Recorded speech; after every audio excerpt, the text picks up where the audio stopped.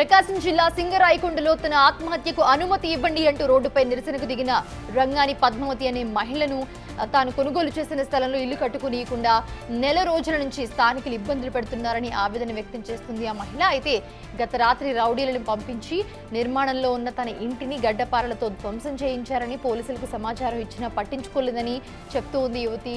అటు రెవెన్యూ అధికారులు సైతం చోద్యం చూస్తూ ఉన్నారని, తనకు చావే శరణ్యమని, తన మరణానికి అనుమతి ఇవ్వమంటూ అధికారులకి వినతి చేసుకుంది ఆ మహిళ.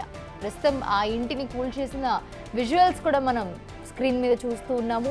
సో ఆ ఇంటిని కూల్చడంతోనే ఆ మహిళ రోడ్డు మీదకి వచ్చి తన బాధను, ఆవేదనను చెప్తున్న సిచ్యువేషన్ మనం చూస్తున్నాము. ఈ ప్రకాశం జిల్లా సింగరాయకొండలో ప్రస్తుతం ఈ ఘటన చోటు చేసుకుంది.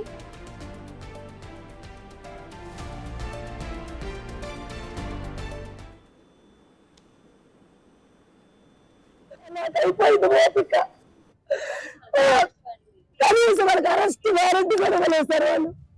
అంటే ఆడవాళ్ళ బట్టలు చెప్పినారు మనం, పోలీసు వాళ్ళు కొట్టినారు మనం, పై నుంచి రికమెండేషన్లు ఒక ఫోన్ చేస్తే వదిలేస్తారు.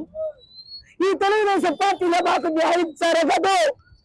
నాకు చావడానికి పర్మిషన్ ఇవ్వండి. నీకు దండం పెడితే నాకు చావడానికి పర్మిషన్.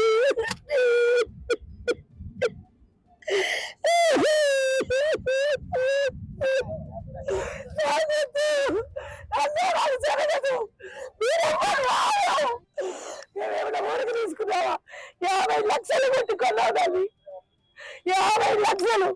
అప్పటికి 2 అడుగులు వదిలిపెట్టా. ఆశపడుద్దా? ఎన్ని రోజులు ఆపుతారు మమ్మల్ని? మాకొద్దు సార్, మాకు స్థలం వద్దు, ఏమి వద్దు, మాకొద్దు. ఈ చివరి చాచివరి వరకు పడగొట్టండి, లేదా నాకు ఈ పర్మిషన్ ఇప్పించండి చావడానికి. ఇదే నాకు కావాల్సింది. నాకు చావడానికి పర్మిషన్ ఇప్పించండి. నాకు ఓపిక లేదు, పోరాడే ఓపిక నాకు లేదు ఇంకా. మరిన్ని అప్డేట్స్ అందించడానికి మా ప్రతినిధి జయరాం జాయిన్ అవుతున్నారు. జయరాం, అసలు యువతి హల్చల్ చేస్తున్న మనం సిచ్యువేషన్ చూసాం. అసలు ఏం జరిగింది? అసలు ఆ మహిళ ఇంటిని ఎందుకు కూల్చేశారు అధికారులు? ఏం చెప్తుంది అసలు మహిళ?